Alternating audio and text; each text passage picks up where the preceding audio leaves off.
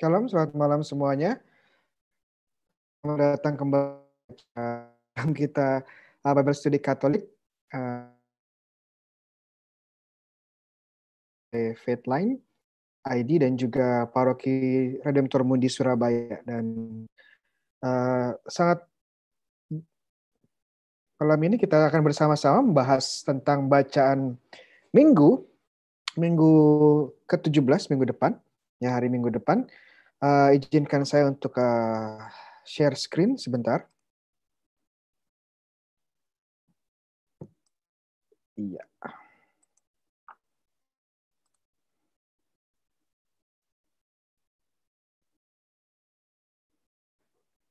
Hari Minggu biasa ke-17, tanggal 26 Juli 2020.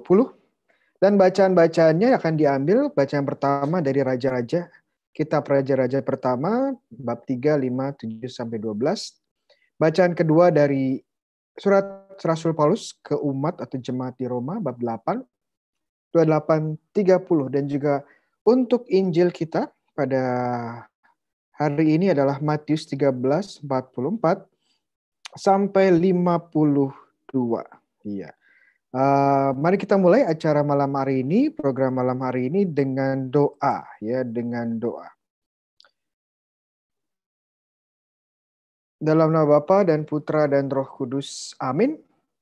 Datanglah Roh Kudus, penuhilah hati kami, umat-Mu, dan nyalakanlah di dalamnya api cinta-Mu.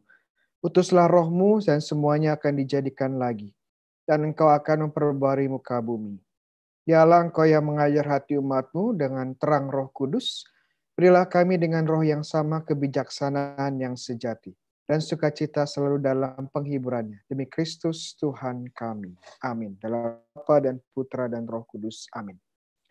Sekali lagi selamat malam semuanya. Tuhan memberkati kita semua. Shalom. Kesempatan kali ini kita akan bersama-sama membahas Injil terlebih dahulu, baru nanti kita akan seperti biasa akan memasuki bacaan pertama dan kedua. Ya, bagi teman-teman yang baru hadir, silahkan baik di YouTube maupun di Zoom bisa untuk menyampaikan pertanyaan atau tanggapan, yes, di kolom chat baik di YouTube maupun di live YouTube maupun di Zoom. Ya, terima kasih. Kita mulai Injil Matius. Injil Matius pada kesempatan minggu hari ini adalah lanjutan dari minggu lalu. Bacaan minggu lalu dan 2 minggu lalu. Jadi 3 minggu berturut-turut kita akan mendengarkan perumpamaan-perumpamaan dari Yesus. Sudah saya ceritakan, saya sudah jelaskan beberapa pertemuan yang lalu bahwa dalam Injil Matius ada 5 blok pengajaran Yesus. Ya, 5 blok pengajaran Yesus. Ada khotbah di bukit, ya khotbah di bukit, ada yang terkenal, ada pengajaran tentang misi, Matius 10, pengajaran melalui perumpamaan yang akan kita bahas, Matius 13, pengajaran tentang gereja, Matius 18, dan pengajaran akhir zaman, Matius 23 dan 25. Sudah saya jelaskan kenapa ada 5, karena bagi Matius, Yesus adalah Musa yang baru. Seperti Musa mempunyai 5 buku Taurat. Apa saja mereka kita tahu, ada Kejadian, Keluaran, Imamat, Bilangan, dan Ulangan. Ya. Begitu juga di Injil Matius, Yesus mempunyai 5 blok ajaran karena dia adalah Musa yang baru dan lebih besar dari Musa. Ya. Kita fokus sekarang di Matius 13. Kita sudah tahu ada 7 perumpamaan. Nomor 1, 2, 3, 4 sudah dibahas pada pertemuan terakhir, ya, pertemuan minggu lalu dan 2 minggu lalu. Dan sekarang kita mencoba fokus di tiga perumpamaan terakhir. Ya, harta terpendam, mutiara dan pedagang, dan juga pukat, tentang pukat. Mari kita baca, izinkan saya membaca Injil pada hari ini. Hal kerajaan surga itu seumpama harta yang terpendam di ladang, yang ditemukan orang, lalu dipendamnya lagi. Oleh sebab sukacita pergilah ia menjual seluruh miliknya dan membeli ladang itu. Demikian pula hal kerajaan surga itu seumpama seorang pedagang yang mencari mutiara yang indah. Setelah ditemukannya mutiara yang sangat berharga, Ia pun pergi menjual seluruh miliknya lalu membeli mutiara itu.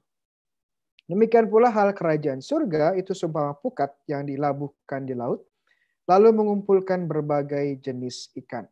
Setelah penuh, pukat itu pun diseret orang ke pantai, lalu duduklah mereka dan mengumpulkan ikan yang baik ke dalam pasu dan ikan yang tidak baik mereka buang. Demikian juga pada akhir zaman, malaikat-malaikat akan datang memisahkan orang jahat dan orang benar.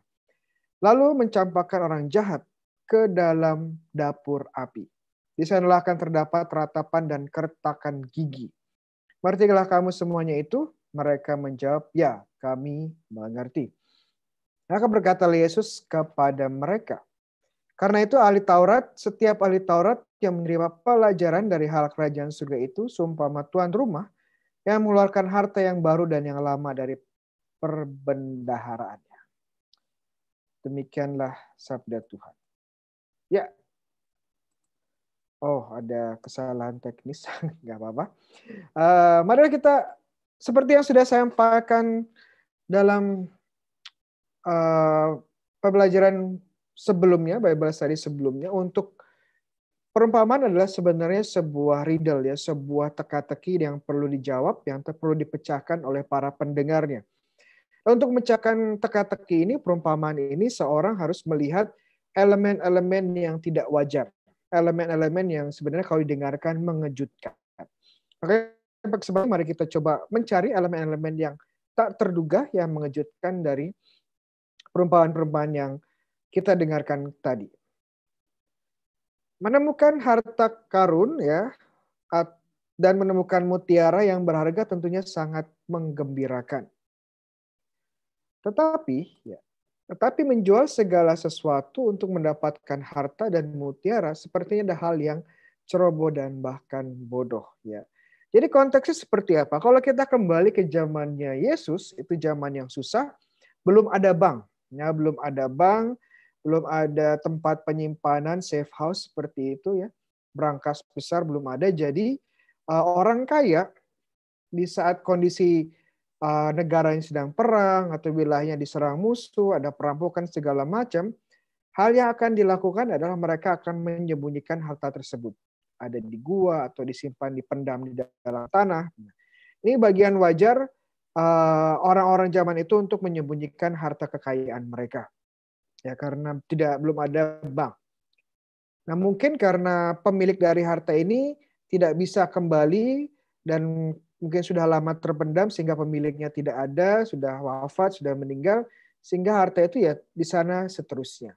Dan suatu hari ada seorang yang kebetulan membajak tanah, mungkin seorang yang bekerja pada tuan tanah di situ sebagai petani atau ya tukang kebun, kemudian saat dia bekerja dia menemukan harta tersebut, ya, dan konteksnya seperti itu, dan oleh karena itu dia menjual semuanya dan membeli ladang itu.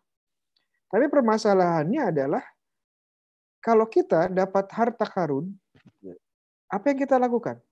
Ya kita ambil, kita ambil, lalu kita bawa lari, iya kita ambil, ya kita jadikan milik kita. Ngapain beli ladangnya lagi? Ya.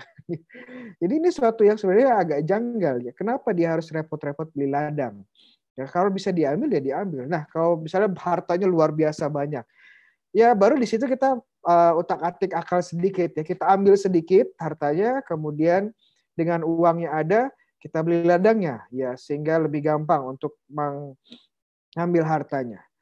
Toh kalau kita tiba-tiba menjual semua harta benda kita untuk membeli ladang tersebut, dan kemudian yang punya ladang ya tiba-tiba tahu di situ ada harta karun lalu dia tidak mau menjual, bagaimana? Ya jadi resikonya luar biasa. Ini resikonya luar biasa dan bisa dikatakan cukup tindakan yang bodoh.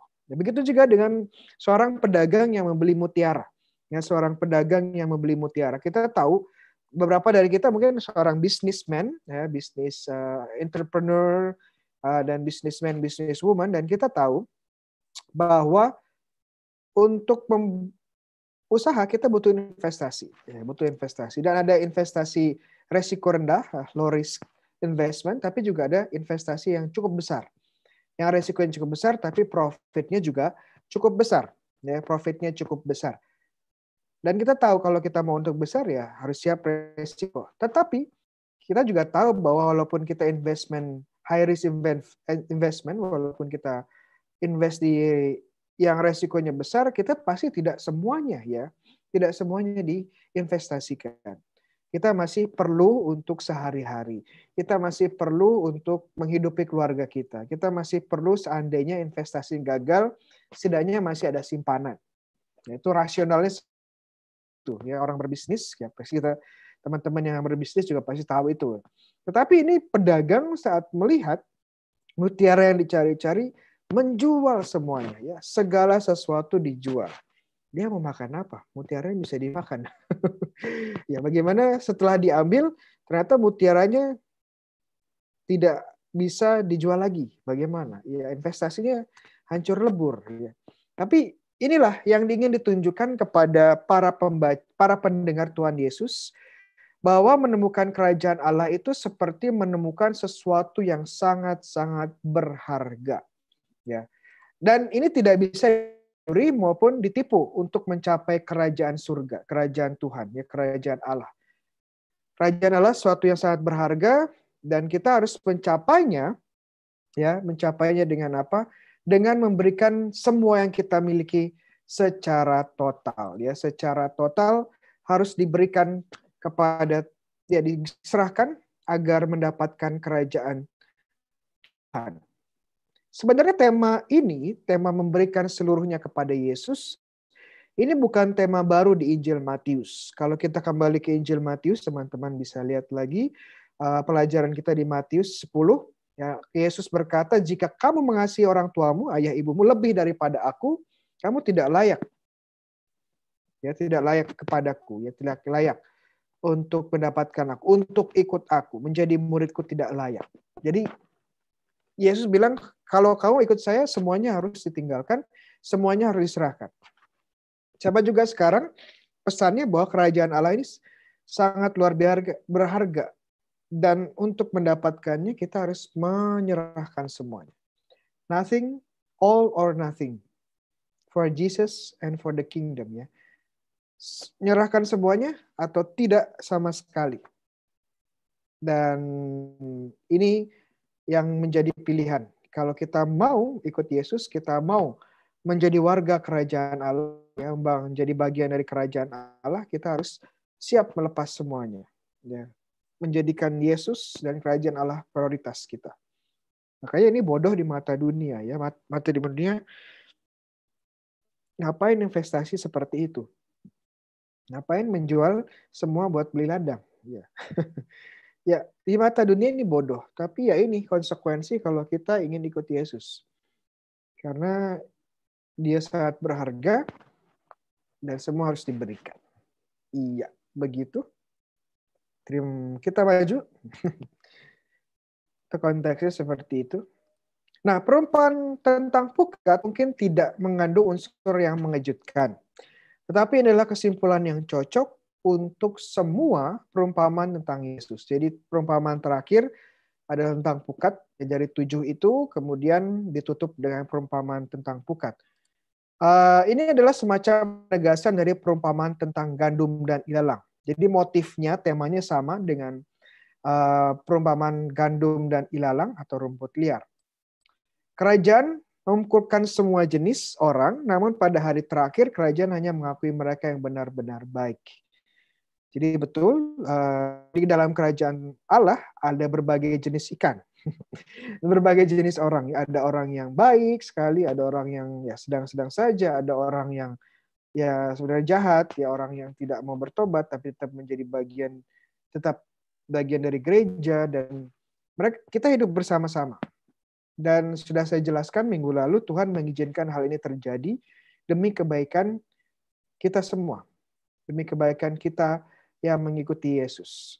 Jadi Tuhan punya rencana, kenapa dia mengizinkan ikan yang tidak baik pun hidup bersama-sama dengan ikan yang baik. Ya. Berada di dalam jala yang sama dengan ikan yang baik.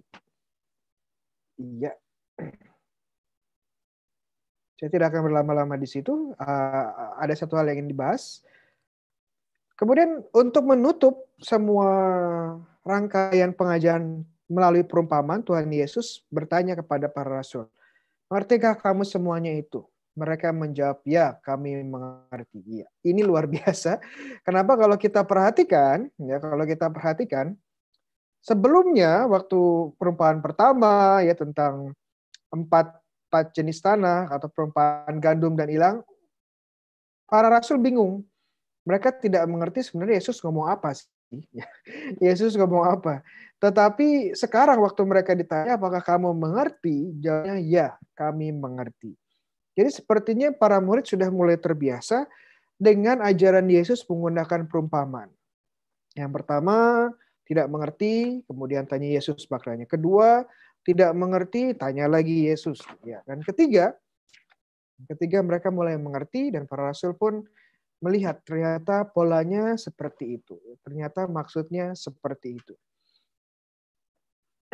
Kemudian kata Yesus, maka berkata Yesus kepada mereka, karena itu setiap ahli Taurat yang menerima pelajaran dari hal kerajaan surga itu seumpama tuan rumah yang mengeluarkan harta yang baru dan yang lama dari perbendaharaan. Maksudnya apa ini? Maka berkatalah Yesus kepada mereka, karena itu setiap ahli Taurat. Siapa sih ahli Taurat? Ya. Apa yang dimasukkan oleh Yesus dari ahli Taurat di sini? Ya. Bahasa Yunani-nya adalah grammatus, ya grammatus. Arti harafiahnya adalah seorang penulis, ya seorang sekretaris, seorang yang mampu menulis, seorang yang mampu ya menulis, kemampuan menulis. Dalam artian kalau dia mampu menulis, dia ya berpendidikan. Karena pada zaman itu tidak semua orang mampu sekolah, tidak semua orang mampu mengenyam pendidikan yang baik. Nah, ahli Taurat itu bisa disebut sebagai seorang Yahudi yang berpendidikan dan secara khusus dilatih membaca dan menulis, secara khusus menyalin teks suci Taurat, ya teks Taurat atau Torah. Mereka ini adalah para ahli Alkitab dan juga ahli hukum pada waktu itu. Kenapa? Karena mereka mampu membaca kitab Taurat dan kemudian menulis. Ya, pada zaman itu kan belum ada mesin cetak. Jadi untuk memperbanyak kitab Taurat ya harus ditulis, disalin dengan tangan. Makanya disebut sebagai manuskrip. Manuskrip itu dari dua kata Latin, manu tangan, skrip ya, skrip artinya tulisan tangan, ya tulisan tangan. Dan karena mereka mampu membaca Taurat setiap hari, mereka pun menjadi hafal, menjadi familiar dan ya memberikan komentar, memberikan tafsiran sehingga mereka menjadi ahli hukum Taurat. Menjadi ahli kitab suci dan sekaligus menjadi ahli hukum, secara khusus hukum Taurat. Dalam bahasa Inggris kata yang digunakan adalah scribes. Lebih tepat karena scribes itu memang tugasnya menulis. Oke, scribes. Jadi ini tugas mereka. Kalau teman-teman mendengar kata ahli Taurat di dalam bahasa kitab suci bahasa Indonesia, kemungkinan besar ini adalah scribes di bahasa Inggris dan di bahasa Yunani grammatus atau penulis, ya, seorang yang menyalin kitab Taurat dan karena itu dia seorang yang ahli dalam menafsirkan hukum Taurat. Dan karena mereka ahli dengan hukum Taurat, tidak aneh, makanya mereka sering menjadi teman debatnya Yesus. Yang jadi teman debatnya Yesus biasanya Farisi, karena Farisi memang orang-orang yang sangat rajin baca kitab suci Taurat, dan juga ahli Taurat atau the scribes ini, grammatus ini, karena mereka juga sangat tahu di kitab suci secara khusus hukum Taurat. Jadi bagaimana Yesus selalu berdebat dengan orang-orang ini. Jadi bagaimana kita bisa tahu bahwa Yesus sebenarnya mempunyai kemampuan yang luar biasa. Ya, kemampuan yang luar biasa, pengertian kebijaksanaan luar biasa mengenai hukum Taurat. Sehingga dia selalu berdebat dengan ahli-ahlinya. Ya, dengan ahli hukum Taurat. Kalau Yesus tidak memiliki kebijaksanaan, tidak mengerti hukum Taurat, ahli-ahli Taurat pun tidak akan berdebat dengan dia. Ngapain buang-buang waktu. Tetapi karena ahli Taurat mengakui Yesus, kebijaksanaan Yesus, ya, ilmu Yesus tentang hukum Taurat, mereka pun berani berdiskusi dan berdebat dengan Yesus. Dan kebanyakan ya pada umumnya mereka selalu kalah berdebat dengan Yesus. Ya, nah kata ahli Taurat atau Grammatus ini dipakai oleh Yesus ya untuk menggambarkan para rasulnya, para muridnya. Yang pertama, para rasulnya, muridnya yang mampu memperbarui, mampu mempelajari ya baik hukum Taurat Perjanjian Lama maupun hukum yang baru, hukum Yesus Kristus. Jadi dikatakan ahli Taurat atau Grammatus adalah para rasul yang menerima pelajaran tentang kerajaan surga, itu sebuah tuan rumah yang mengeluarkan harta yang baru dan yang lama. Jadi Perjanjian Lama itu adalah harta yang lama itu adalah Perjanjian Lama, harta yang baru adalah Perjanjian Baru. Dan ini dua-duanya merupakan harta dan kekayaan dari para rasul yang diberikan Yesus. Dan di sini disebutkan para rasul adalah Grammatus ya, ahli Taurat yang seperti tuan rumah, ya kepala rumah. Dan ini menarik, kenapa? Karena para rasul memang kemudian akan menjadi yang disebut sebagai uskup, ya, uskup. Dan kata uskup sendiri ini artinya adalah orang yang menjadi pemimpin komunitas, ya, pemimpin komunitas, ya, dalam artian yang menjadi tuan rumah juga. Ya, jadi ini salah satu tugas dari para rasul adalah untuk menjadi tuan rumah, menjadi uskup, menjadi pemimpin komunitas dengan memberikan kebijaksanaan baik dari Perjanjian Lama dan Perjanjian Baru. Oleh karena itu kita tidak menghapus Perjanjian Lama. Ya, jadi kita tetap membawa kitab-kitab Perjanjian Lama sebagai Alkitab kita karena memang ini perintah dari Yesus sendiri. Kita perlu mengambil kebijaksanaan dari Perjanjian Lama lalu Perjanjian Baru sehingga kita sungguh-sungguh kaya sebagai warga, sebagai bagian dari kerajaan surga.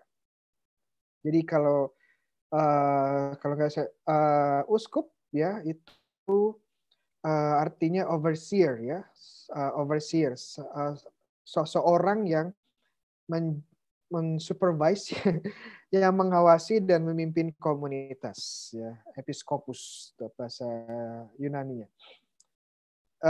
Dan ya, jadi interpretasi pertama ditujukan kepada para rasul yang menjadi uskup. Tetapi interpretasi juga bisa di-expand, ya bisa dilebarkan kepada kita semua yang mengikuti Kristus.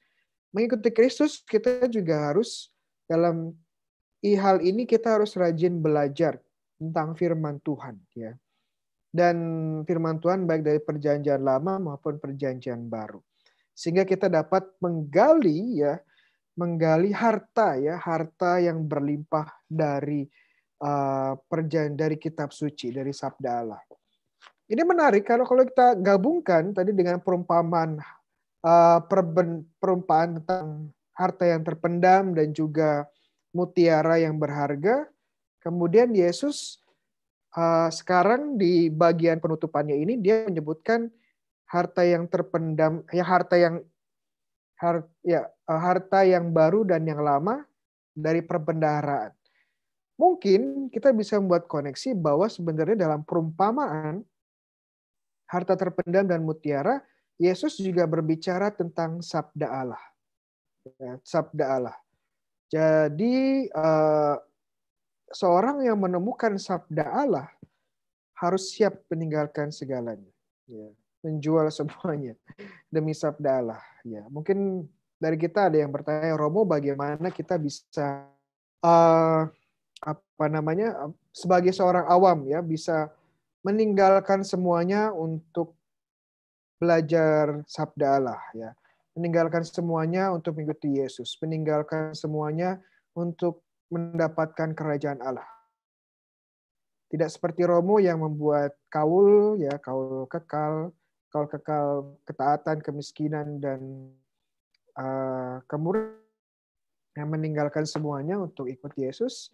Kita nggak bisa, Romo, karena kita harus menjaga keluarga, menjaga anak, ya kerja buat keluarga, tidak bisa ditinggalkan. Ya. Nah, ada banyak cara di mana kita juga dapat mengikuti Tuhan sebagai anggota, sebagai awam, ya, sebagai anggota keluarga, sebagai suami atau istri. Ada banyak cara juga di mana kita bisa mengikuti Yesus. Ya. Contoh konkretnya ya ikut melayani dalam keluarga itu sendiri dengan penuh hati, ya, dengan memberikan banyak pengorbanan, itu sebenarnya sudah mengikuti Yesus dalam konteks keluarga. Karena saya mengerti menjadi keluarga, ya menjadi suami, istri, orang tua, itu nggak mudah. Ya, punya anak itu nggak mudah, nggak selalu mudah. Ya. Dan ini menjadikan kesempatan untuk ikut Yesus.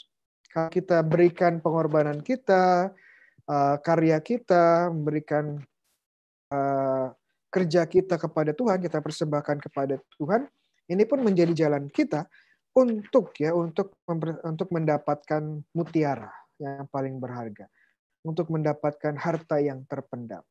Ya, itu dari Injil, ya, dari Injil.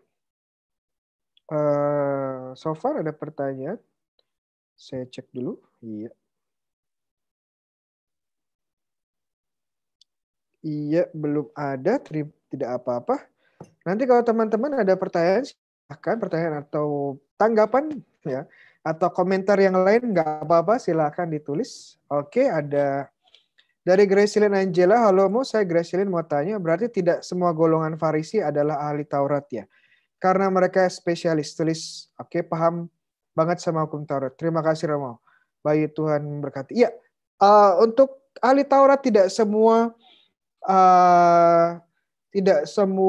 adalah anggota Farisi. Betul. Ada juga anggota Saduki, ada juga yang tidak punya afiliasi. Dan sekarang kita lihat bagaimana Yesus menyebut para rasulnya sebagai ahli Taurat, ya, the scribes. Jadi kata ahli Taurat atau ahli kitab suci itu umum, tidak hanya terbatas bagi kaum Farisi.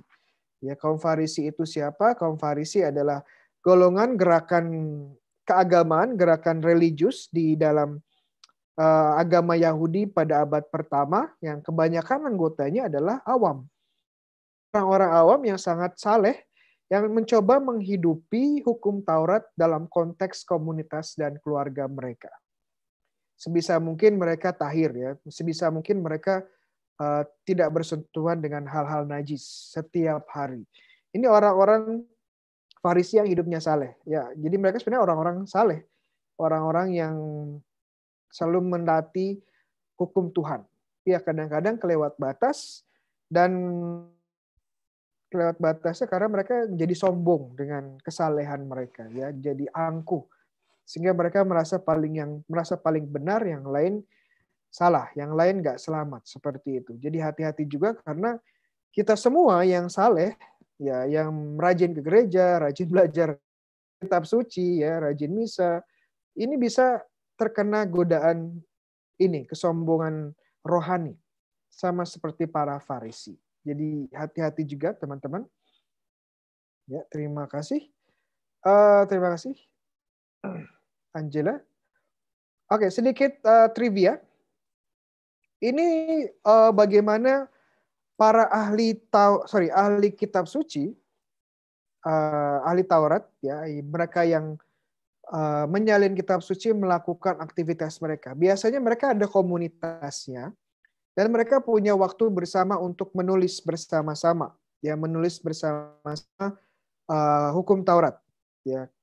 Bisa dilihat mereka ada satu orang yang membaca, ya, dan kemudian yang lain menulis sambil mengulangi dengan membaca, ya. Jadi mereka bersama-sama, ya, menyelesaikan satu ayat bersama-sama, sehingga kemungkinan salah pun kecil. Nah, kemudian salah kecil karena mereka lakukan secara komunitas, ya, secara komunitas. Dan ini juga merupakan bentuk doa mereka, bentuk ibadah mereka. Jadi bagaimana kita percaya bahwa membaca kitab suci juga ibadah, ya, karena ya kita belajar dari para ahli Taurat ini. Ya, mereka setia melakukan tugasnya, ya, belajar dan menulis, sehingga lebih banyak orang lagi tahu. Iya. Terima kasih. Kita lanjutkan bacaan pertama dari 1 Raja-Raja 35, 7 dan 12. Saya baca, di Gibeon itu Tuhan menampakkan diri kepada Salomo dalam mimpi pada waktu malam. Berfirmanlah Allah, mintalah apa yang aku berikan mintalah apa yang hendak kuberikan kepadamu.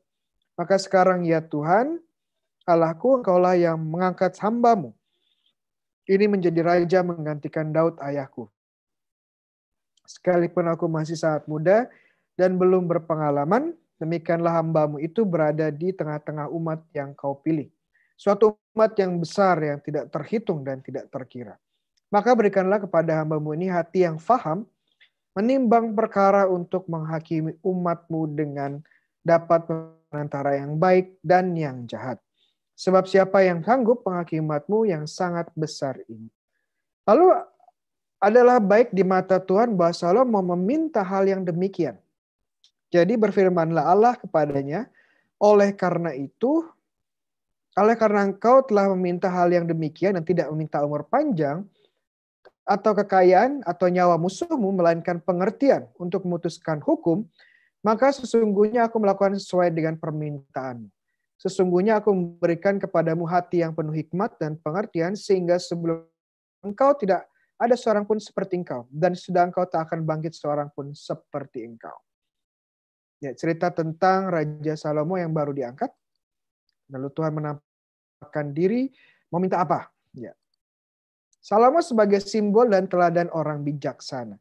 Siapa Salomo? Kita tahu Salomo adalah pengganti Raja Daud, raja ketiga. Ya, Daud raja kedua, Salomo raja ketiga dari kerajaan Israel. Putra dari Daud dan Batsheba. Dan kita tahu, tapi ingat,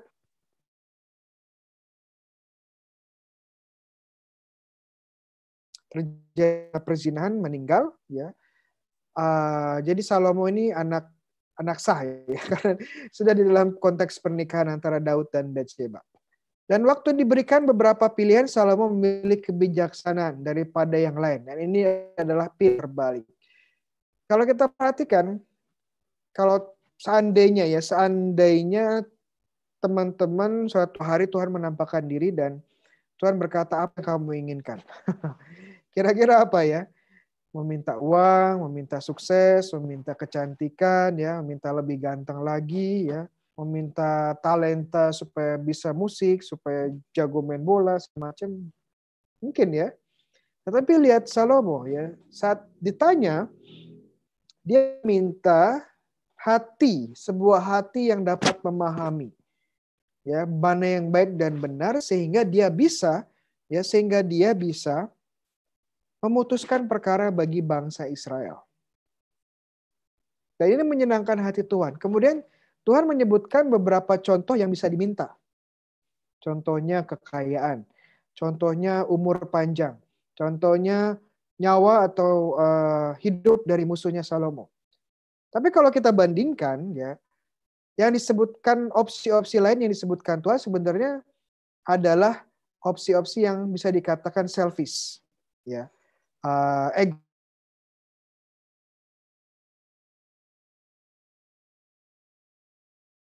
diri, tetapi untuk bangsa Israel.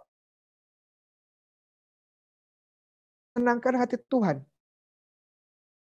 Yang menyenangkan hati Tuhan, dalam doa kita coba kita lihat apa yang kita minta. Apakah kita minta hanya untuk kepentingan diri kita sendiri, atau kita minta sesuatu yang membantu kita dalam melayani orang lain. Dan kita tahu sekarang jawabannya, yang menyenangkan hati Tuhan itu yang mana? Jadi kita minta sesuatu agar kita mampu lebih banyak lagi melayani, lebih baik lagi melayani. Dan ini yang menyenangkan hati Tuhan. Ini menyenangkan hati Tuhan.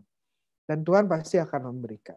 Tuhan memberikan. Seperti yang diminta oleh Salomo, diberikan kepada Salomo. Karena dia tidak minta sesuatu yang selfish, sesuatu yang egois. Tapi untuk semua. Jadi teman-teman kalau berdoa, itu menjadi salah satu model dari doa. Bahkan doa seperti ini juga menunjukkan bahwa Salomo sebenarnya sudah sangat bijaksana, ya, dengan meminta sesuatu yang bukan untuk dirinya. Ini adalah suatu kebijaksanaan, bahkan sebelum Tuhan memberikan itu, Salomo sebenarnya sudah bijaksana. Ya. Oleh karena itu, ya, banyak buku-buku kebijaksanaan dalam Alkitab dikaitkan dengan Raja Salomo ini. Sebagai contoh Amsal, itu menurut tradisi juga dari Salomo, pengkhotbah itu juga dari Salomo, Kidung Agung dan Kebijaksanaan itu menurut tradisi dia mendapatkan inspirasinya dari Raja Salomo, ya. Menjadi inspirasinya dari Raja Salomo. Tapi ya nanti kita tahu ceritanya, sayang sekali dia akhirnya tidak setia. Ya, tidak setia dan dia mulai menyembah dewa-dewa lain selain Allah. Dan apa yang terjadi, kita tahu setelah dia meninggal, kerajaan Israel pecah jadi dua, ya. Kerajaan utara, kerajaan selatan. Jadi kebijaksanaan baik, tetapi ada yang lebih baik. Kesetiaan. Ya, kesetiaan sampai akhir. Selain itu, Salomo adalah sebagai tipe Yesus. Apa kata tipe? Sekali lagi kita sudah pernah belajar dari Bible study sebelumnya, ada istilah tipologi. Ini salah satu bentuk tafsir di dalam Alkitab, di mana tokoh, figur, institusi, atau kejadian di Perjanjian Lama, ini muncul lagi di Perjanjian Baru dengan lebih sempurna. Ya, dengan lebih sempurna. Salomo adalah tipe Perjanjian Lama dan nanti Salomo akan muncul lagi di Perjanjian Baru, tapi yang munculnya jauh lebih sempurna dari Salomo di Perjanjian Lama. Siapa dia? Dia adalah Yesus sendiri. Matius 12:42 Yesus mengatakan, di sini sekarang ada yang lebih besar dan lebih bijaksana dari Salomo. Jauh lebih besar. Kalau kita perhatikan tadi kita baca dalam bacaan pertama bahwa tidak ada yang akan lebih bijaksana dari Salomo. Tapi Yesus mengklaim bahwa dirinya jauh lebih besar, jauh lebih bijaksana dari Salomo. Kok bisa seperti itu? Kenapa Yesus bisa mengklaim seperti itu? Sederhana, karena dia adalah kebijaksanaan itu sendiri. Karena dia yang memberikan Salomo kebijaksanaan, makanya otomatis ya dia lebih besar. Ya, Salomo sebagai tipe Yesus, tipe kebijaksanaan. Kita selesaikan? Kita baca yang pertama. Kebijaksanaan. Apa arti kebijaksanaan? Kata kebijaksanaan dalam bahasa Ibrani, hokmah. Ya, hokmah. Hak belakang agak lemah. Ya, hokmah. Bijaksanaan bisa diartikan demikian. Kebijaksanaan adalah kemampuan untuk hidup sesuai dengan hukum Allah dan penerapan yang tepat untuk hukum ini dalam kehidupan sehari-hari. Jadi kalau kita kembali ke bacaan pertama, dikatakan Tuhan, berikanlah hati yang dapat membedakan benar dan baik, dan bagaimana saya bisa menerapkan di dalam keputusan sebagai raja. Ya, ini kebijaksanaan tingkat pertama, pengertian pertama. Kisah yang tentunya saat Salomo di dua wanita yang mengklaim memiliki bayi yang sama. Dan kita tahu ceritanya seperti apa, ini menunjukkan kebijaksanaan luar biasa dari Salomo. Bagaimana dia menerapkan hukum Tuhan kepada konteks kepada kehidupan sehari-hari. Dan tentunya ini butuh kebijaksanaan. Dan kalau kita baca Perjanjian Baru, menurut Paulus, kebijaksanaan seperti ini adalah karisma, adalah karunia Roh Kudus. Salah satu karunia yang tertinggi. Kenapa? Karena ini yang dibutuhkan oleh leaders, ya, pemimpin umat. Romo atau awam pemimpin komunitas atau bapak keluarga butuh ini. Bayangkan kalau dia tidak punya kebijaksanaan, tidak mampu menerapkan hukum Tuhan dan hukum moral, ya, hukum gereja pada konteks komunitasnya. Apa yang terjadi ya komunitasnya akan pecah. Ya, keputusannya tidak punya basis, keputusannya mungkin hanya egois. Jadi kebijaksanaan menjadi salah satu keutamaan penting dalam kehidupan berkomunitas, kehidupan menggereja. Bahkan ini sebuah karisma atau karunia Roh Kudus juga. Kebijaksanaan sebagai pengetahuan dan keterampilan praktis. Jadi di kitab suci Perjanjian Lama, ahli buat bangunan, ahli seniman, pelukis, ya, pengukir, itu orang-orang bijaksana. Karena mereka mampu menerapkan skill yang sudah diberikan Tuhan. Ya, jadi mereka disebut sebagai orang bijaksana juga. Kebijaksanaan adalah, kemudian berikutnya, kebijaksanaan adalah kemampuan untuk hidup secara bermakna. Contoh kalau teman-teman baca kitab Amsal atau kitab Sirak, ya, ini berisi nasihat-nasihat praktis. Nasihat-nasihat praktis bagaimana menghidupi hidup kita sehari-hari. Bagaimana menjadi istri yang baik, menjadi suami yang baik, menjadi anak yang baik. Nah, nasihat-nasihat praktis. Karena memang kebijaksanaan berhubungan juga kehidupan sehari-hari. Jadi bisa dibaca di Amsal dan kitab Sirak sebagai contohnya. Kebijaksanaan juga adalah kemampuan untuk menggambarkan misteri kehidupan. Kemampuan untuk menangkap misteri kehidupan. Dari yang paling praktis sampai misteri yang dalam itu semua didapatkan dengan kebijaksanaan. Contohnya kitab Ayub. Karena Ayub bergulat dengan penderitaan. Kenapa orang saleh, orang benar kok menderita? Nah, ini yang coba dijawab oleh Ayub. Atau pengkhotbah ya. Pengkhotbah menyadari bahwa hal-hal di dunia ini sebenarnya tidak kekal ya, tidak hal-hal di dunia ini tidak kekal dan hanya kesia-siaan belaka. Waduh, berat. Mungkin next time kita bisa bahas lebih lanjut tentang Ayub atau kitab Pengkhotbah ya. Sangat menarik, sangat menarik. Pertanyaan-pertanyaan eksistensial tentang misteri coba jawab. Dan ini butuhkan kebijaksanaan. Butuhkan kebijaksanaan. Betul. Oke. Ini dulu untuk bacaan pertama. Kita ada beberapa pertanyaan. Terima kasih dari Alfonsus Resa. Selamat malam Romo. Mau tanya, apa maksudnya Tuhan bersabda kalau sudah Salomo tidak ada yang lebih bijaksana? Padahal banyak santa yang lebih bijaksana dari Salomo. Dilihat dari satu santa setia, sedangkan sama setia. Oke, terima kasih. Karena sudah saya sebutkan, ada yang jauh lebih besar dari Salomo dari perjanjian baru, yaitu adalah Yesus sendiri. Dan santo-santa menjadi lebih bijaksana dari Salomo karena mereka berpartisipasi dalam kebijaksanaan Yesus. Dan tentunya seperti yang Reza sebutkan, dia para santo-santa setia sampai akhir. Ya, setia. Ya mungkin beberapa santo-santa awalnya ya, hidupnya dosa, tapi kemudian bertobat dan menjadi setia sampai akhir. Dan ini tindakan yang paling bijaksana adalah kesetiaan pada hukum Tuhan, pada kasih Tuhan. Itu jawaban saya yang pertama karena para kudus, para santo-santa berpartisipasi dalam kebijaksanaan Tuhan. Ya, dan kedua, mungkin teks yang kita baca tentang Salomo ini di awal hidup Salomo. Tuhan berjanji bahwa tidak ada yang berbuat tidak yang lebih bijaksana. Tapi mungkin ada syaratnya. Syaratnya bahwa Salomo setia sampai akhir. Masalahnya Salomo nggak setia sehingga mungkin janji Tuhan ini pun dicabut sama Tuhan.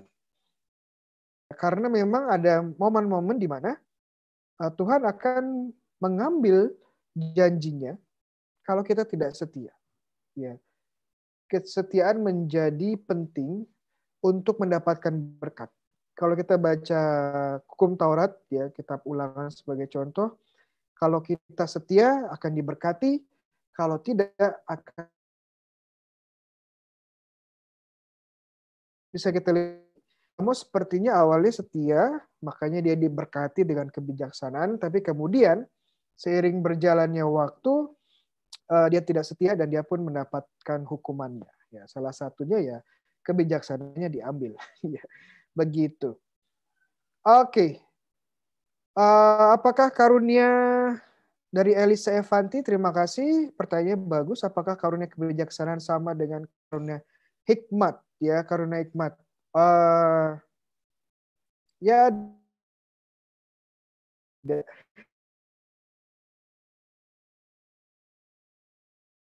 hikmat itu lebih pengetahuan, ya, lebih di level pengetahuan intelektual, mengerti tentang misteri ilahi, mengerti tentang ajaran Yesus, ya, tetap ini hikmah, lebih pada intelektual, lebih pada pemahaman di kepala dalam tanda petik ya. Tetapi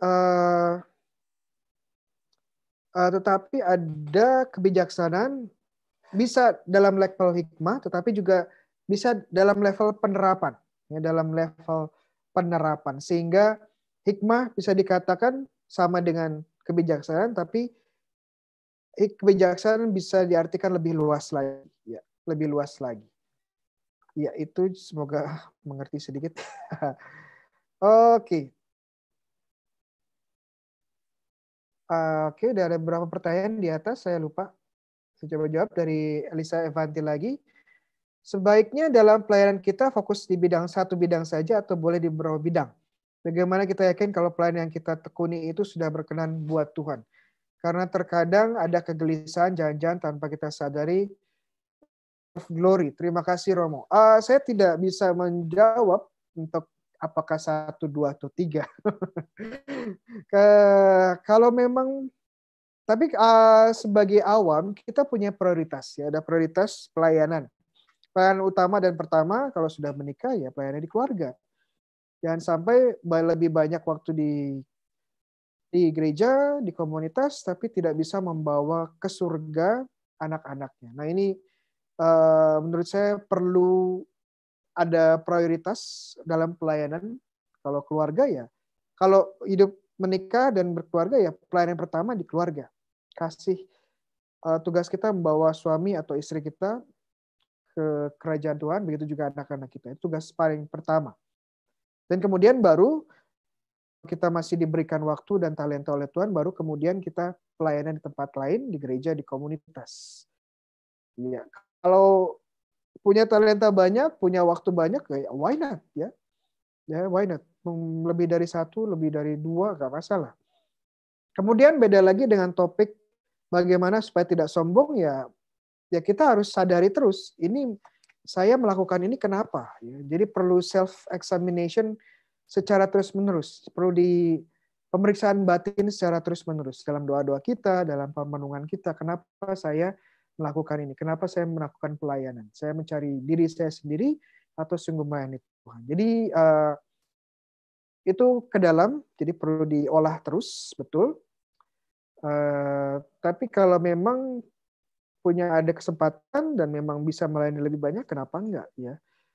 Buat membangun gerejanya dan untuk kemuliaan Tuhan, why not ya? Oke. Asal yang tadi saya sudah bilang, prioritas pertama ya keluarga kalau kita hidup dalam berkeluarga ya. Baru kemudian extension di gereja dan komunitas. Oke. Dari pertanyaan Pak Alfonsus, ada pertanyaan lagi di mana ya? Oke, saya coba jawab beberapa yang dari dari YouTube ya. Terima kasih. Dari Ibu Ratna, selamat malam. Mohon penjelasan makna kerajaan Allah atau kerajaan surga yang menjadi tujuan umat beriman. Oke.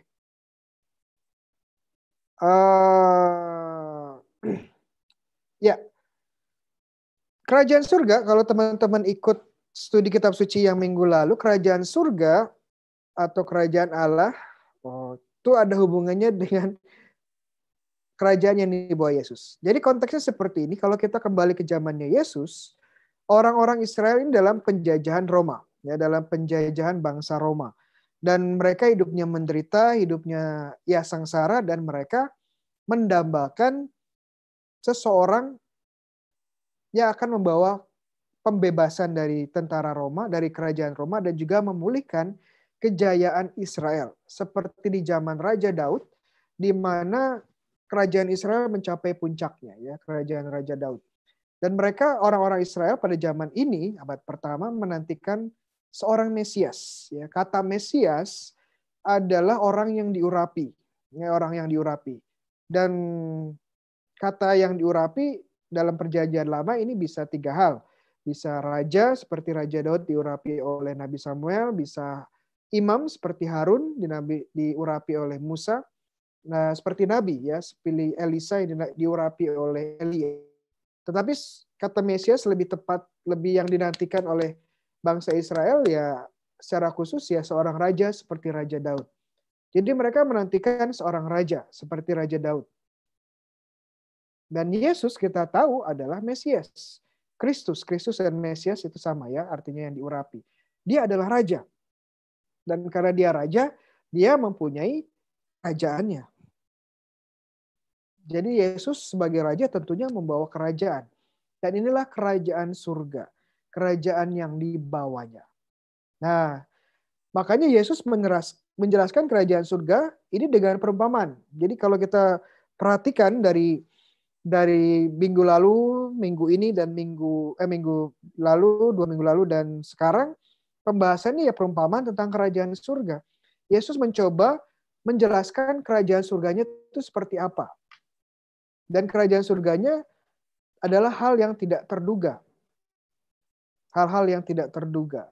Sebagai contoh biji sesawi ya, berarti kerajaannya dulu kecil, tapi ya ini akan berkembang pelan-pelan ya, walaupun perkembangannya tidak terduga. Atau seperti ragi ya, ragi itu sesuatu yang najis sebenarnya. Tetapi dari sesuatu yang najis ini bisa mengubah dunia ya. Karena para rasul ya sebenarnya orang-orang yang hidupnya ya biasa-biasa saja, kadang-kadang najis, kadang-kadang tidak najis ya, karena mereka hidup sehari-hari sebagai nelayan, sebagai contoh ya harus bekerja, tidak bisa terlalu beribadah ya. Nah, jadi kerajaan surga sudah dimulai pada zamannya Yesus dan kita percaya ini adalah gereja dan akan mendapatkan kesempurnaannya di akhir zaman. Di akhir zaman. Jadi ini meliputi kerajaan Yesus, meliputi kerajaan di dunia maupun nanti di akhirat. Di mana Yesus meraja secara penuh. Tapi di sini pun sudah dimulai di dalam gereja di mana Yesus sungguh meraja. Maupun dalam diri hati kita, pertanyaannya kita sudah menjadi anggota gereja, dibaptis, tetapi apakah sungguh Yesus menjadi raja dalam kehidupan kita? Ya, dalam kehidupan kita. Nah, itu Gereja Katolik percaya kita adalah kerajaan Allah dan tapi sudah dijelaskan juga bahwa dalam kerajaan Allah selama masih di dunia ini masih banyak juga anggota gereja yang seperti ikan yang buruk ya, atau seperti ilalang atau seperti tanah yang berbatuan.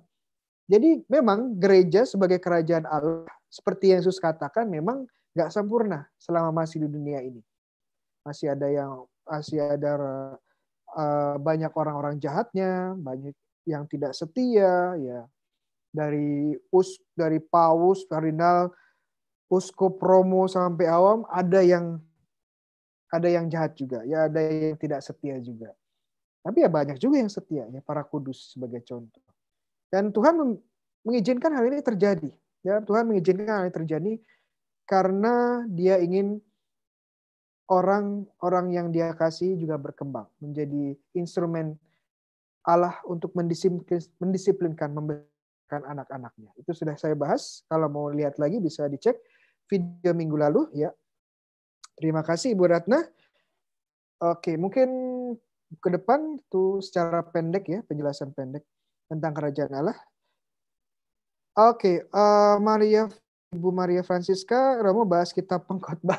Oke, mungkin kalau ke depan, kalau bacaan pertamanya kitab pengkhotbah, nanti kita akan coba bahas bersama-sama. Tapi intinya kitab pengkhotbah itu berisikan sebuah pertanyaan mendasar. Ya, hidup ini kalau kita perhatikan isinya kesia-siaan belaka. Ya, dalam artian banyak hal di dunia ini tidak permanen. Ya, tidak permanen, kekayaan hilang, kecantikan akan hilang. Bahkan hidup ini pun akan hilang. Jadi mau kemana sebenarnya? Itu pertanyaan yang coba dijawab oleh pengkhotbah. Ya, nanti kalau kita ketemu, ya nanti mungkin ke depannya akan lebih lanjut kalau kebetulan pas ada bacaan pertanyaan pengkhotbah. Saat menarik mungkin Ibu Francisca bisa baca-baca dulu. Banyak hal menarik di situ. Dari Bapak Royali Immanuel, malam Romo, kesetiaan yang terutama Tuhan inginkan apa? Oke. Iya, kesetiaan. Oh, nanti saya akan bahas ya. Dan bacaan kedua ya, kesetiaan itu seperti apa yang diinginkan oleh Tuhan. Kita akan bersama-sama bahas di bacaan kedua. Bacaan kedua ya, kita ambil dari berasal dari surat Rasul Paulus kepada jemaat di Roma ya, di Roma. Kita tahu sekarang bahwa Allah turut bekerja dalam segala sesuatu untuk mendatangkan kebaikan bagi mereka yang mengasihi Dia, yaitu bagi mereka yang terpanggil sesuai dengan rencana Allah. Sebab semua orang yang dipilihnya dari semula, mereka ditentukannya dari semula untuk menjadi serupa dengan gambaran anaknya. Supaya ia anaknya menjadi yang sulung di antara anak banyak saudara. Dan mereka yang ditentukannya dari semula, mereka juga dipanggilnya, dan mereka yang dipanggilnya, mereka itu juga yang dibenarkannya, dan mereka yang dibenarkannya, mereka itu juga yang dimuliakannya. Ya, maksudnya apa ini? Ya, sekali lagi kalau kita baca bacaan kedua, biasanya memang membingungkan nih. Kenapa? Karena kita hanya mengambil sepotong-sepotong, ya, sepotong-sepotong, dan kadang-kadang memang tidak hanya sepotong-sepotong, dan konteksnya pun kita tidak tahu ini apa. Apalagi Rasul Paulus kadang-kadang suratnya sangat teologis, sehingga agak berat. Ya, mari kita bahas supaya tidak berat atau semakin berat. Nanti kita lihat. Semua orang yang dipilihnya dari semula, mereka juga ditentukannya dari semula. Kita perhatikan kata-kata yang saya warnai berbeda, karena ini kata-kata kunci untuk mengerti Paulus. Dipilih dari semula. Kata Yunani yang digunakan, karena surat-surat Paulus ditulis dalam bahasa Yunani koine, Yunani sehari-hari. Oke, proginosko, ya. Dalam bahasa Inggris for no, ya, for no. Jadi sebenarnya dipilih dari semula itu terjemahan yang kurang pas, ya. Kata yang digunakan adalah yang mengetahui sejak semula. Karena kata ginosko sendiri adalah pengetahuan, mengetahui. Belum dipilih, ya, tapi masih diketahui. Tapi mengetahui sejak awal. Proginosko. Mengetahui sejak awal. Kenapa? Karena pengetahuan Tuhan adalah sempurna. Ya, Allah tahu masa lalu, masa sekarang, dan masa depan secara sempurna. Karena Allah sendiri berada, ya, berada di atas, berada di luar ruang dan waktu, sehingga Dia, Allah Bapa, ya, Allah Tuhan Allah dapat mengetahui segala apa yang terjadi dalam ruang dan waktu secara sempurna. Dia tahu masa lalu kita, masa sekarang kita, dan masa depan kita. Ini pengetahuan Allah yang sempurna. Dan kemudian ditentukannya dari semula. Kata yang digunakan adalah pro-orizo. Bahasa Inggrisnya lebih pas, predestin, ya, untuk memutuskan sejak awal. Jadi Allah tahu sejak awal apa yang akan kita alami, dan kemudian Dia membuat keputusan sejak awal.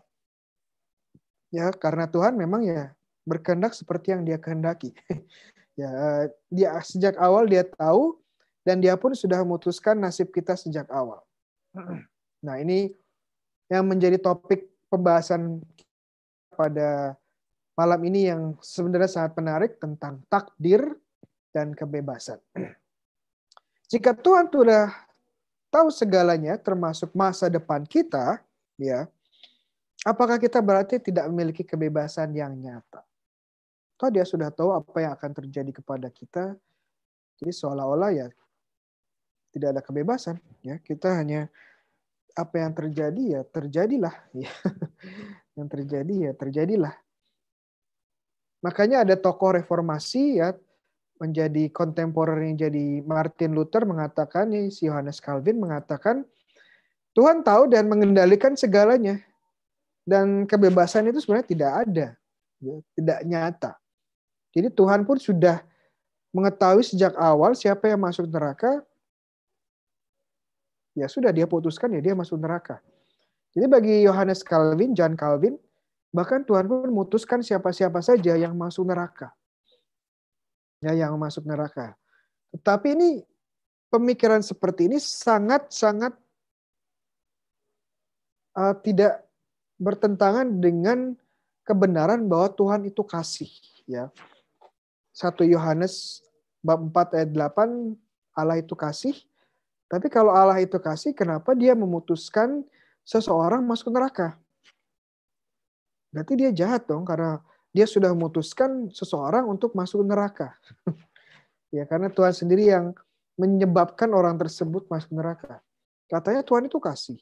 Katanya Tuhan itu baik. Tapi kenapa Dia memutuskan seseorang masuk neraka? Iya. Jadi pertanyaan yang sebenarnya menjadi dilema bagi kita semua. Bagi Johannes Calvin dia sederhana aja. Ya karena Tuhan tahu semuanya, ya udah dia putuskan aja dari awal siapa yang masuk neraka, masuk surga. Itu jawaban yang gampang, ya tidak berpolemik. Tetapi kita tahu di kitab suci, bahwa Tuhan itu Allah kasih. Kalau dia kasih, kenapa dia bisa berbuat sesuatu yang tidak mencerminkan kasih itu? Oke. Nah, tradisi Katolik tetap teguh bahwa Allah tidak pernah menentukan siapapun untuk pergi ke penghukuman terakhir atau neraka. Dan bahwa kebebasan manusia adalah nyata dan bagian dari kehendak ilahi. Ya, kebebasan adalah nyata bagi gereja Katolik. Nanti akan saya jelaskan lebih lanjut bagaimana kita bisa merekonsiliasi atau bisa mencocokkan ya pengetahuan Allah yang sempurna dengan kebebasan kita. Kita baca dulu ajaran gereja. Tidak ada seorang pun yang ditentukan lebih dahulu oleh Tuhan supaya masuk ke dalam neraka. Tidak ada. Hanya pengingkaran secara sukarela terhadap Tuhan, ya dosa berat, di mana orang bertahan sampai akhir mengantarnya ke sana. Jadi masuk neraka itu karena sukarela. Karena kita bebas memilih neraka sampai akhir. Ya, kita mengingkar, kita jauh dari Tuhan sampai akhir karena sukarela. Bukan karena Allah yang memutuskan. Ya, jadi Tuhan tidak menginginkan kita masuk neraka. Kita baca dari 2 Petrus 3:9. Jangan ada yang binasa. Allah melainkan supaya semua orang berbalik dan bertobat. Ya, Tuhan menginginkan supaya jangan ada yang binasa, melainkan supaya semua orang bertobat. Ya, jadi ini sangat menarik. Kenapa? Karena gereja melihat kebenaran itu nyata. Dan hanya karena kebenaran kita bisa masuk neraka. Tapi kemudian bagaimana kita bisa merekonsiliasi antara pengetahuan Allah yang sempurna dengan realitas kebenaran kita.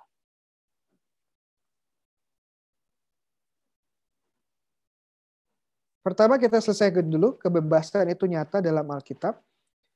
Sebagai contoh, Paulus sendiri bilang, Tuhan akan membalas setiap orang menurut perbuatannya, yaitu hidup kekal kepada mereka dengan tekun berbuat baik, ya, mencari kemuliaan, kehormatan dan ketidakkebinasaan. Tetapi murka dan geram kepada mereka yang mencari kepentingan sendiri. Ya. Jadi pilihannya, jadi Tuhan akan memberikan pada mereka yang berusaha berbuat baik, ya, bekerja keras berbuat baik. Dan berbuat baik adalah keputusan kita. Atau dari 2 Korintus 5:10, sebab kita semua harus menghadap tahta pengadilan Kristus. Supaya setiap orang memperoleh apa yang patut diterimanya sesuai dengan yang dilakukannya dalam hidup. Ya, yang dilakukan dalam hidup ini. Untuk melakukannya, ya berarti kita butuh kebebasan untuk melakukan sesuatu dalam hidup ini. Jadi Tuhan menghukum kita atau mengadili kita berdasarkan apa yang kita putuskan sehari-hari. Dan kalau kita bisa memutuskan berarti butuh kebebasan. Ada juga dari perjanjian lama, contohnya dari kitab Sirak, Putra Sirak 11:13. Jangan berkata Tuhanlah yang membuat aku murtad, sebab ia tidak berbuat apa yang dibencinya. Jadi kalau seorang murtad itu bukan karena Tuhan. Ya, karena Tuhan tidak mau kita murtad. Ya. Tuhan jangan berkata Tuhanlah yang menyesatkan daku, sebab Tuhan tidak membutuhkan orang berdosa. Kalau kita sesat, berdosa itu bukan karena Tuhan, karena keputusan kita pribadi. Ya, jadi ini menunjukkan kebebasan kita.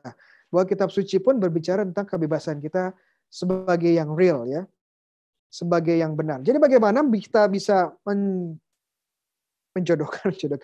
merekonsiliasi, mendamaikan antara pengetahuan Allah dengan kebenaran, dengan kebebasan. Jadi pengetahuan Allah memang sempurna, tetapi bagian penting dari rencana Allah adalah kebebasan manusia itu juga.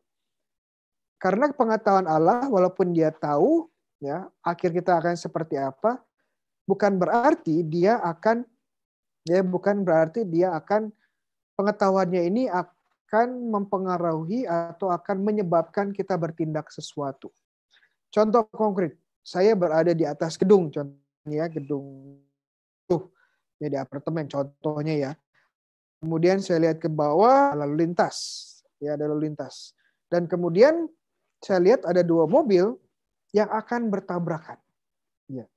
Saya melihat itu dan saya tahu karena memang jalurnya menuju tabrakan. Jadi pengetahuan saya bahwa akan terjadi tabrakan bukan berarti pengetahuan saya akan terjadi tabrakan itu akan menyebabkan tabrakan terjadi. Tidak. Kedua supir punya tetap kebebasan. Saya hanya mengetahui dan melihat. Tetapi pengetahuan saya tidak menyebabkan kedua supir ini atau kendaraan ini tabrakan. Atau sebagai rekan dokter, ya, dokter contohnya dokter setelah diagnosa, setelah pemeriksaan tahu bahwa bapak ini punya kanker dan hidupnya more or less ya kurang lebih hanya 3 bulan. Ya, hanya 3 bulan.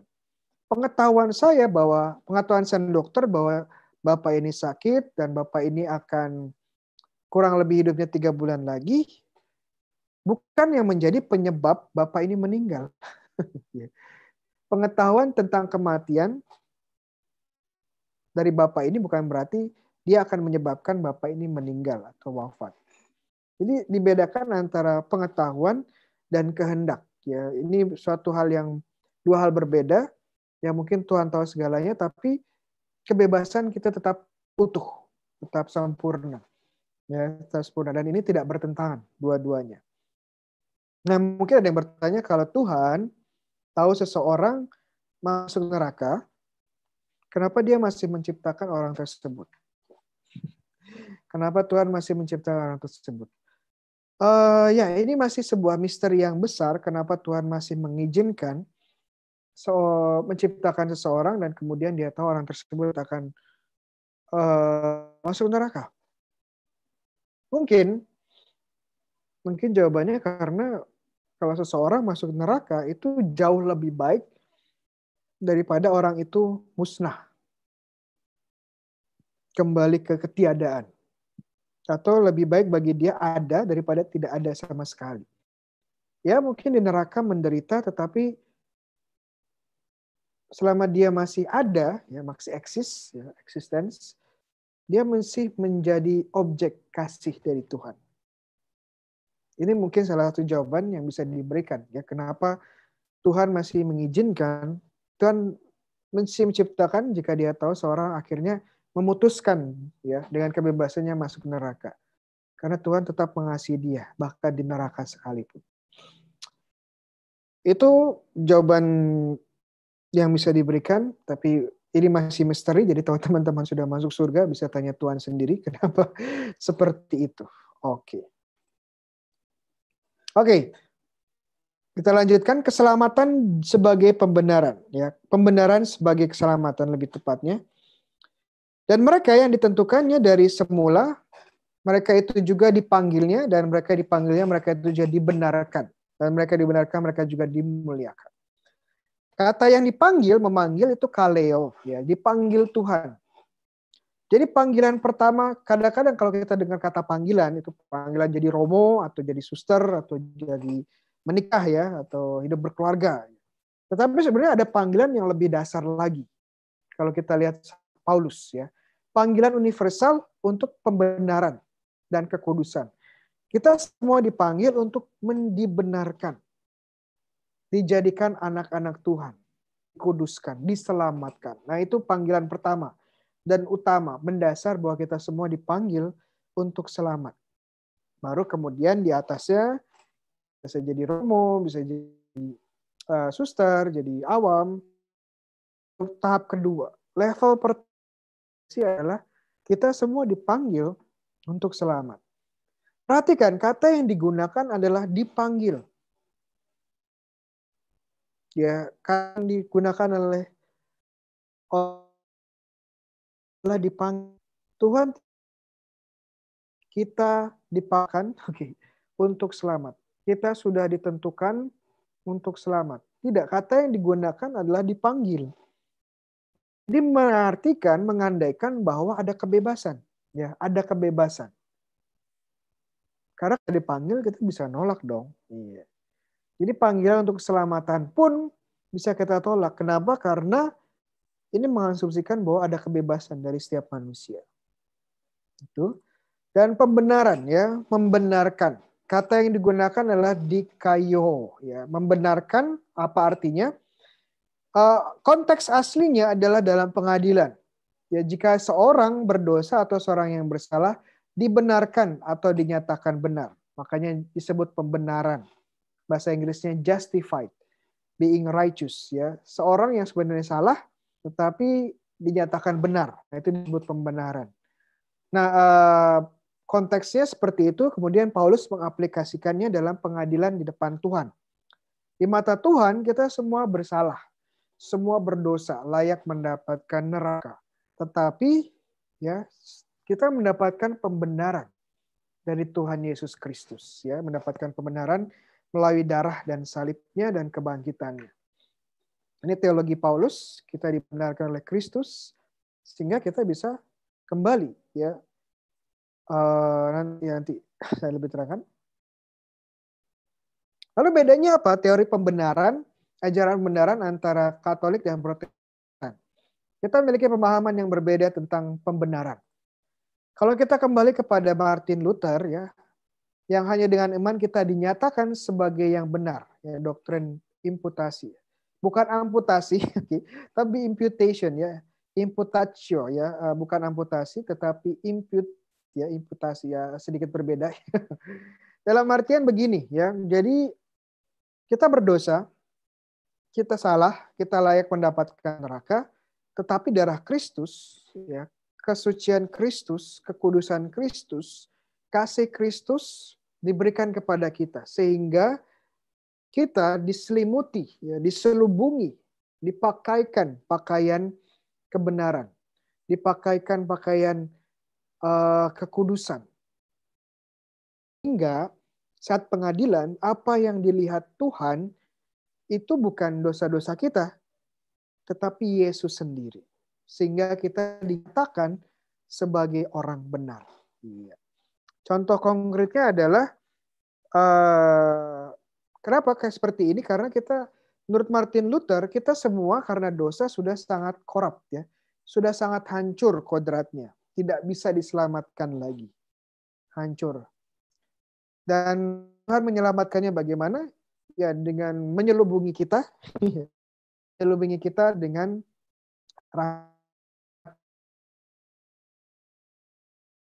ya dengan darahnya. Contoh konkret jadi seperti apa ya? Kalau ada kotoran, ya ada kotoran, kemudian ditutupi oleh salju, atau salju, ya. Ya, ditutupi karena ini yang digunakan, istilah yang digunakan oleh teologi. Kemudian turun salju sehingga kotoran ini tertutupi. Dan nanti yang dilihat Tuhan Allah adalah salju yang putih ini, ya, salju yang putih ini. Sehingga tubuh kita pun dinyatakan sebagai benar karena Tuhan melihat salju ini. Konsekuensinya apa? Konsekuensinya sebenarnya kita masih berdosa, ya. Kodrat kita masih rusak, kodrat kita masih hancur. Tapi ya tetap diselamatkan karena yang dilihat Tuhan Allah Bapa ya putranya sendiri, bukan kita. Yohanes Calvin menyatakan bahwa sekali diselamatkan, doktrin kesetiaan para kudus atau perseverance of the saints. Jadi karena kita sudah menyatakan iman kita kepada Kristus, kita menerima rahmat, keselamatan, pembenaran, Kristus sudah mengcover kita, menyelimuti kita, ya kita pasti diselamatkan. Ada dua ekstrim. Ya, dua ekstrim. Ekstrim pertama adalah orang-orang yang sudah dibaptis, sudah menyatakan Kristus sebagai Tuhan, ya. Tetapi kemudian melakukan, karena merasa sudah ditebus, merasa sudah dibenarkan, ya dia seenaknya saja melakukan hal yang dia lakukan, apa yang inginkan, ya, dia tetap berdosa, hidupnya tidak benar. Dan ada yang bilang ya dia tetap diselamatkan. Karena memang sejak awal dia sudah mengakui Kristus sebagai penebus. Sudah diselimuti oleh darah Kristus. Jadi apapun yang dilakukannya, dia tetap diselamatkan. Nah ini satu ekstrim pandangan tentang teori sekali diselamatkan tetap diselamatkan. Tetapi ada juga pendapat lain yang mengatakan bahwa kalau ada orang yang awalnya dibaptis dan mengakui Yesus sebagai penebus, tapi kemudian murtad, ya murtad, sebenarnya ya orang ini pada awalnya tidak pernah menyatakan iman kepada Yesus, ya tidak pernah diselamatkan, makanya dia murtad, ya akhirnya murtad. Jadi bagi orang-orang ini, bagi teori yang pendapat ini bahwa orang yang ditebus Yesus ya pada dasarnya hidupnya baik gitu, ya hidupnya baik dan akan setia sampai akhir. Ya begitu. Jadi ada beberapa pandangan ya. Tapi ini bukan pandangan gereja Katolik ya. Keselamatan dari dosa sebagai sebuah satu tindakan yang lengkap dan penuh dan akhir dari perjalanan iman kita. Jadi kalau kita sudah beriman, sudah percaya pada Yesus, kita ditebus, ya sudah. Itu yang paling penting. Itu yang paling penting. Mau ke gereja boleh, mau bersyukur boleh, enggak juga, ya nggak apa-apa. Mau ke gereja untuk memuliakan Tuhan boleh, enggak juga nggak apa-apa. Toh sudah ditebus. Ya itu, konsekuensinya seperti itu. Konsekuensinya seperti itu. Makanya ini berbeda dengan konsep keselamatan dari gereja Katolik. Pembenaran menurut Katolik. Apa gereja Katolik ya? Mari kita lihat bedanya. Kita lihat juga Injil, kita lihat kembali ke surat Paulus.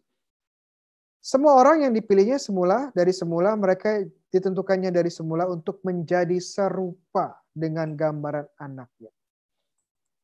Kalau kita lihat Roma 5:19, jadi sama seperti oleh ketidaktaatan satu orang, semua orang telah menjadi orang berdosa.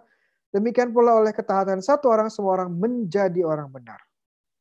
Menurut Katolik ya, pembenaran membawa transformasi nyata dalam diri seseorang.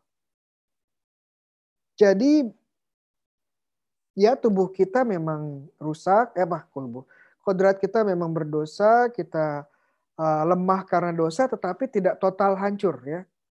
Masih bisa diperbaiki, masih bisa ditransformasi, masih bisa dikuduskan. Nah ini bedanya dengan Luther ya. Luther bilang kita nggak bisa diapa-apain lagi. Ya salah satu cara paling baik adalah mengcover. Tapi deep within di dalam tetap hancur. Berbeda dengan Katolik, ya rahmat pembenaran ini sungguh mentransformasi, masuk ke dalam ya, kata yang Inggrisnya infuse, masuk ke dalam diri kita dan dari dalam kita dirubah. Jadi saat Allah melihat kita, Allah melihat anak-anaknya dan sungguh anak-anak ya, bukan Yesus yang mengcover kita, tapi Yesus yang bekerja di dalam diri kita sehingga kita pun menjadi seperti Yesus. Ini perbedaan mendasar antara ajaran Luther, Protestan secara khusus Luther dan Katolik. Kita percaya bahwa kita sungguh-sungguh dirubah, transformasi sungguh-sungguh nyata. Makanya Tuhan nanti tentang ajaran, nanti saya jelaskan ya. Nah ini kesetiaan, nanti akan saya jawab tentang kesetiaan ya. Kita baca ajaran gereja dari KGK. Ya, katekismus. Karena di dalam tata rahmat tindakan pertama berasal dari Allah, maka seorang pun tidak dapat memperoleh rahmat pertama yang darinya muncul pertobatan dan pengampunan dan pembenaran. Baru setelah didorong oleh Roh Kudus dan kasih, kita dapat memperoleh untuk kita sendiri dan untuk orang lain rahmat yang menyumbang demi kekudusan kita, demi pertumbuhan rahmat kita. Rahmat dan kasih serta demi penerimaan kehidupan abadi. Oke, maksudnya apa? Ini seperti ini, doktrin soteriologi itu dari kata soter dan logos, jadi pelajaran ajaran tentang keselamatan. Soter itu artinya penyelamat. Kita melihat keselamatan sebagai relasi dinamis. Benar, pembenaran selalu inisiatif dari Tuhan. Tidak ada yang bisa mendapatkan pembenaran pertama. Ya rahmat keselamatan ini dari Tuhan. Selalu dari Tuhan. Kita nggak bisa mendapatkannya kecuali diberi oleh Tuhan. Nah, rahmat keselamatan pertama ini memungkinkan kita untuk merespon secara bebas terhadap rahmat tersebut. Jadi rahmat masuk ke dalam kita dalam bentuk yang disebut sebagai keutamaan teologis, ya, iman, harapan, dan kasih. Nah, karena kita iman, kita pun bisa merespon, ya, merespon terhadap Tuhan dengan iman tersebut. Jadi bahkan iman pun itu berasal dari Tuhan. Iman kita untuk merespon Tuhan itu juga berasal dari Tuhan, ya. Nah, sewaktu kita merespon dengan iman dan juga kemudian menerima sakramen pembaptisan, kita menerima 3 keutamaan teologis, ya, iman, harapan, dan kasih, dan diubah menjadi anak-anaknya dan mengambil bagian dari kodrat ilahi. 2 Petrus 1:3-4. Nah ini saat kita dibenarkan, kita diubah jadi anak-anaknya. Dan karena kita sekarang anak-anaknya, kita pun dapat berelasi kepada Tuhan sebagai Bapa. Dan harapannya relasi kita sebagai anak-anak Tuhan ini relasi yang tumbuh, ya, menjadi dewasa, menjadi sempurna. Sebagaimana kita berelasi dengan orang tua, ya, awalnya seperti anak kecil tapi kemudian tumbuh terus, ya, harapannya menjadi dewasa.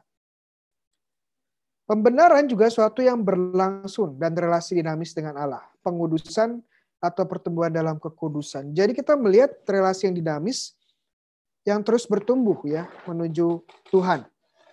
Sudah di dalam Tuhan dibenarkan, tapi harapannya semakin bertumbuh. Ya, semakin bertumbuh. Jadi ini kenapa kita ke gereja? Karena kita ingin menerima rahmat. Sehingga kita pun rahmat ini menumbuhkan kekudusan kita. Kita pun semakin kudus karena menerima rahmat. Itu alasan kita ke gereja. Karena kita ingin menerima rahmat, ya, sehingga kita pun bertumbuh dalam kekudusan. Kenapa kita berdoa? Kenapa kita berdevosi? Kenapa kita berkarya, melakukan pelayanan? Karena kita ingin bertumbuh dalam relasi ini. Semakin lama semakin kudus. Dalam artian kekudusan itu kan berpartisipasi dalam kodrat ilahi, semakin dekat lagi dengan Tuhan. Dan sehingga saat kita wafat, kita mati dalam kondisi rahmat, dalam kondisi kudus, dalam kondisi persahabatan dengan Tuhan, ya kita bisa masuk surga. Karena surga itu tidak lain adalah, ya, kondisi persahabatan dengan Tuhan, ya, persahabatan permanen dengan Tuhan. Ketekunan dan pertumbuhan dalam kekudusan membawa kita pada kemuliaan kekal. Jadi itu poin yang membedakan antara Protestan, Lutheran secara khusus, dan juga Katolik. Nah, Katolik dinamis, bertumbuh dalam kekudusan, ya. Dan tadi pertanyaan tentang apa itu kesetiaan, ya, kesetiaan dalam mengikuti Yesus, kesetiaan untuk tumbuh dalam relasi dengan Tuhan, untuk terus mendapatkan rahmat-Nya sehingga kita terus bertumbuh, ya. Begitu? Oke, coba kita jawab beberapa pertanyaan sebelum kita akhiri. Dari Maria Ines, kalau manusia pada dasarnya masih berdosa, kenapa sesama manusia masih suka menyalahkan, ya? Adalah Allah sumber kebenaran. Ya, begini jawabannya, saat kita dibaptis, betul dosa kita diampuni. Tetapi kita ingat bahwa tendensi untuk berdosa itu masih ada. Ya. Tuhan tidak mengambil itu saat kita dibaptis. Tuhan tetap mengizinkan kita memiliki tendensi-tendensi itu. Kenapa? Karena kita diajak untuk bergulat, ya, untuk mati raga, untuk setia di dalam kesulitan. Bahkan tendensi-tendensi ini pun kalau kita setia bisa menjadi jalan kekudusan juga. Ya, jalan kekudusan, menghadapi tendensi dan godaan itu bisa menjadi jalan kekudusan juga. Nah, kenapa semua manusia yang suka menyalahkan? Ya mungkin karena belum ya masih punya kebiasaan yang perlu diperbaiki mungkin, ya. Tapi ya nggak semua orang menyalahkan, ya, tidak semua orang ikut saling menyalahkan. Ya. Dari Elisa Evanti, apakah benar kalau saat kita berdosa berkat Tuhan terhalang? Apakah benar kalau saat kita berdosa berkat Tuhan terhalang? Apakah maksud Tuhan tidak mau memberkati kita? Terima kasih, Romo. Oke, sekali lagi, dosa itu apa, ya? Dosa itu putusnya atau melemahnya hubungan dengan Tuhan. Dan sekali lagi, dosa itu berasal dari kita. keputusan kita. Tuhan ingin memberkati kita. Tuhan ingin kita selamat. Tapi kalau kita tidak mau, ya Tuhan tidak memaksa. Nah, kalau kita sendiri yang memutuskan hubungan itu dengan dosa maut, ya Tuhan tidak bisa memberkati kita karena kita pada dasarnya dengan dosa menolak tawaran kasih Tuhan, menolak tawaran berkat Tuhan. Jadi ada dua dosa dalam moral teologi, ada ya kadarnya, kualitasnya ada dua, ada dosa maut, doa mematikan, ada dosa ringan ya, venial. Dosa maut ini yang memutuskan hubungan secara total. Ada dosa venial yang melemahkan hubungan kita dengan Tuhan. Jadi ya bukan Tuhan tidak ingin memberkati, sekali lagi tidak ingin menyelamatkan, tapi karena kita sendiri yang memutuskan hubungan dengan Tuhan. Iya. Begitu kita lihat pertanyaan dari YouTube mungkin ada. Iya. Tadi sudah saya jawab tentang kesetiaan, ya. Kesetiaan dalam hidup rahmat, kesetiaan untuk tumbuh dalam imannya. Ya, terima kasih semuanya. Saya rasa tidak ada lagi pertanyaan dari YouTube maupun dari Zoom. Dan jangan lupa untuk follow dan subscribe IG Bayu Ruseno, Ruseno, dan YouTube Bayu Ruseno, dan juga Fatline ID. Dan nantikan sesi terbaik kita, sesi berikutnya ke video katekese tentang kenapa harus mati di salib. Kenapa Yesus harus mati di salib? Haruskah Yesus mati? Iya. Itu pertanyaannya. Nanti kita akan coba jawab bersama dalam katekese Katolik berikutnya. Mudah-mudahan hari Minggu ini bisa rilis, bisa dipublish. Dan semoga kita semua diberkati Tuhan dan ketemu lagi minggu depan. Mohon doanya supaya kita bisa lancar, ya, bisa. Ya, terima kasih semuanya. Semoga pelajaran ini bisa sama-sama perkuat kita sehingga saat kita merayakan Ekaristi minggu depan, minggu ini bisa lebih mendalam lagi, bisa semakin disemangati lagi. Mari kita tutup dengan doa. Dalam nama Bapa dan Putra dan Roh Kudus. Amin. Salam ya Ratu, Bunda yang berbelas kasih, hidup dan hiburan, dan harapan kami. Kami semua memanjatkan permohonan kami amat susah, mengeluh, mengesah dalam lembah duka ini. Ya Ibunda, ya pelindung kami, limpahkanlah kasih sayang-Mu yang besar kepada kami, dan Yesus Putra-Mu yang terpuji itu semoga Kau tunjukkan kepada kami. O Ratu, o Ibu, o Maria Bunda Kristus, doakanlah kami ya Santa Bunda Allah, supaya kami dapat menikmati janji Kristus. Tuhan sertamu, kita semua diberkati oleh Allah yang Maha Kuasa, Bapa, Putra, dan Roh Kudus. Amin. Selamat malam, Tuhan memberkati. Shalom.